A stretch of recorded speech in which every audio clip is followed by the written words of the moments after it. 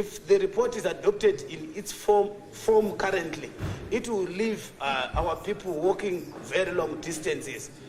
And they ended up taking people from Ward 7, like some police stations from Uchipisi area, which will cause those people at the end of the day, when we look at post-delimitation effect, they will end up walking on average of about 30 kilometers to make sure that at least at the end of the day, they receive services from their representatives, like councillors.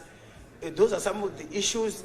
In one of the places in Ward 18, Mr. Speaker, say, as ZEC was moving polling stations and not the number of people to make sure that they come up with a ward, we have a polling station called Sehande, Mr. Speaker, say, those people, they end up moving from Ward 18 to Ward 23 in Mberengwa admin district. These are some of the concerns that we are saying.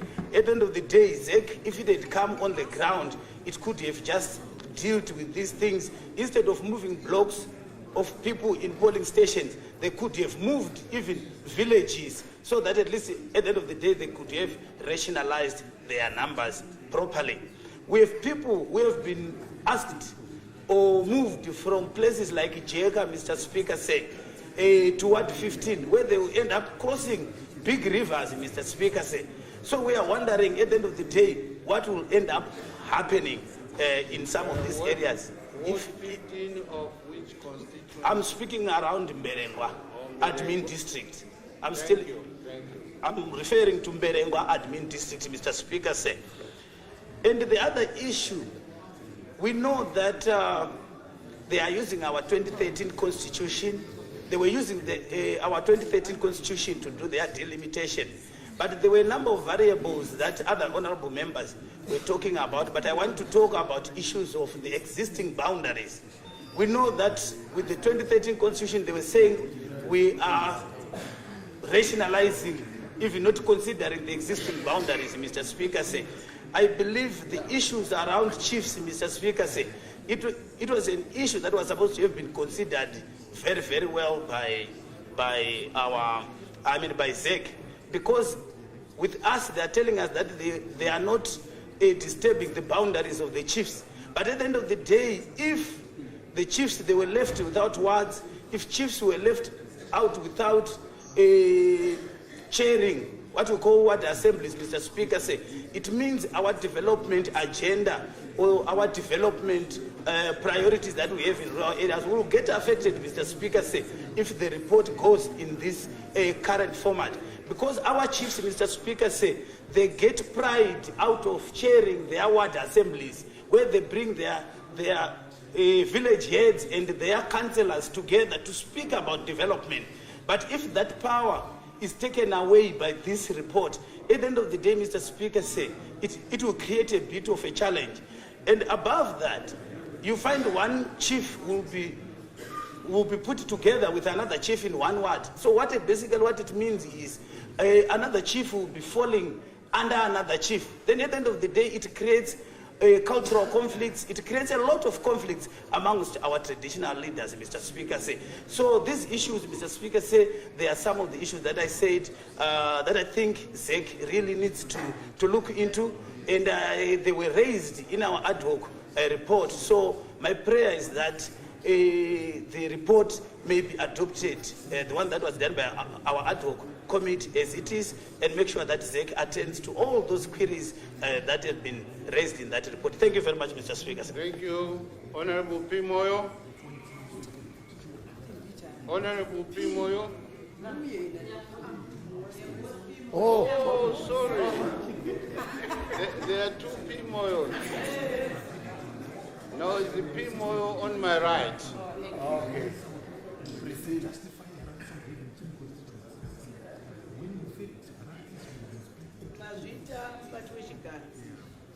Ini ndofunga zvizhinji zvataurwa, asi ndikuda kungotsigira ripoti nekutenda vakashanda basa rekuongorora ripoti yeZEC.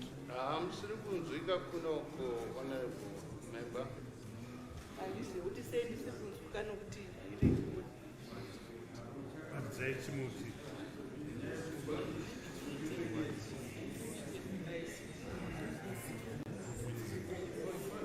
fine. Makundinzwa here Hongu. mazviita henyu. Ndanchida kutenda kuti basa rakashandwa neparliament nekomiti yakasarudzwa kuita kuongorora zvakanga zvaitwa nezeki. Isingapedze nguva ndoda kunyanya kutarisa kumwenezi nokuti takanga tichivhota kwemakore akawanda. Tine vanhu vakawanda. Saka tiri kufara nezvakaitwa nezeki nokuti yakainzanisa maconstituencies. Nguva zhinji tichivhota nevanhu vakawanda tichipiwa devolution yakafanana, tichipiwa CDF yakafanana nevanhu vane 15,000 isi tine 60,000.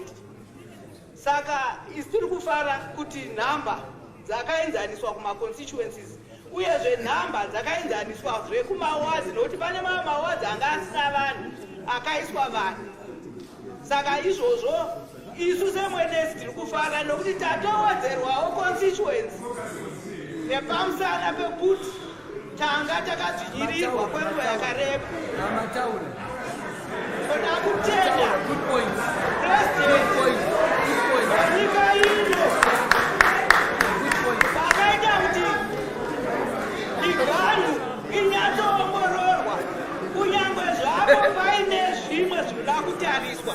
Zvinoda kutariswa ndezvekuti kuri kuvhotera vanhu totora muenzaniso we-Ward 17 kuchoverera kana kuBarberton. Vanhu vari kufamba mitunhu mirefu inopfuura 30 km vachienda kunovhota.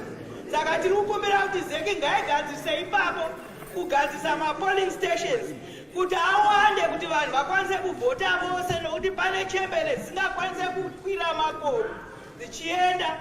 Vatarisise kuti nzvimbo idzi dzakamira sei sekumwenezi kune makomo, kune nzizi dzisingayambukike kana kwanaya. Saka tiri kukumbira kuti nzvimbo idzi dzitarisiswe, zvigadziriswe kuti pavanovhotera pave panoendeka uyezve pave panowedzerwa nhamba yemapolling station. Ndonga zvizhinji zvataurwa. Mr. Speaker, sendoda kutenda basa guru rakabatwa nezeki nebasa guru rakabatwa nezadokoni vazviita.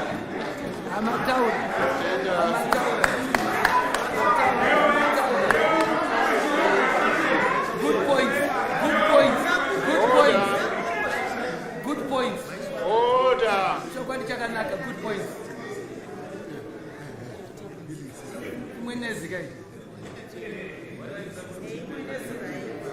Honorable Chinyanganya.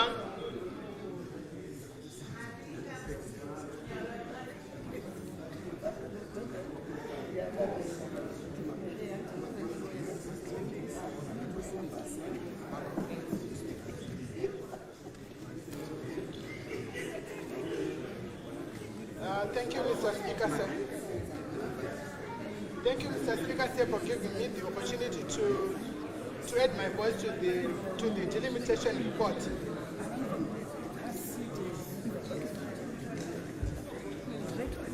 Mr. Speaker, sir, let me start by saying the delimitation report,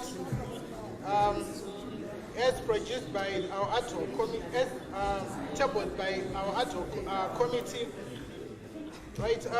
Observe that there was the delimitation report was not in compliance with Section 161 of the Constitution, and as such, it should not be adopted. Mr. Speaker, I not.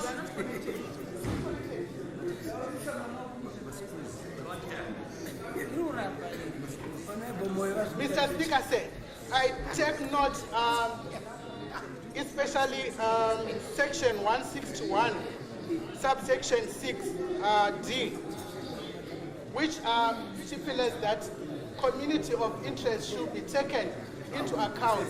I'll give an example of Kadoma Central Constituency, Mr. Speaker said. According to the delimitation report, the people of the city of Kadoma will be served by 3 members of parliament, each of its size. it should be served by at least by 2 members of parliament, as what was obtaining before this current delimitation.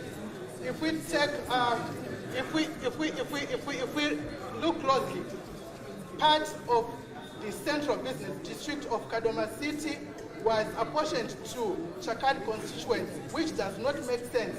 The people of Mornington, the people of Westview use tap water, they use sewer system, they use septic tanks, and for them to be given to Chakad constituency, Chakad is mainly a farming area. They have deep tanks, they have farms.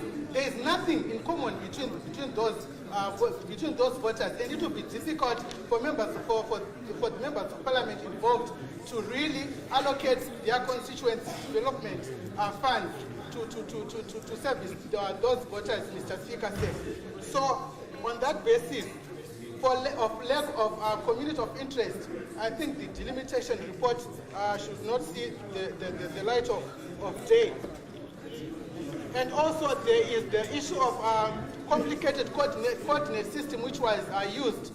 Most wards in Kadoma, they have a complicated coordinate system which really which will leave voters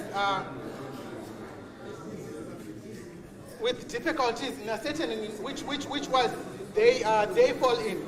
In addition, all the ward boundaries in Kadoma were moved, which does not make sense, and it will mean that a lot of voter education would need to be to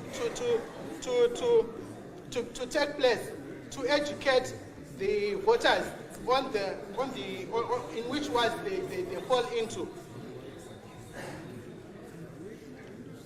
Those will be my submissions, Mr. Speaker says. So I propose that this delimitation be thrown into the bin. I thank you.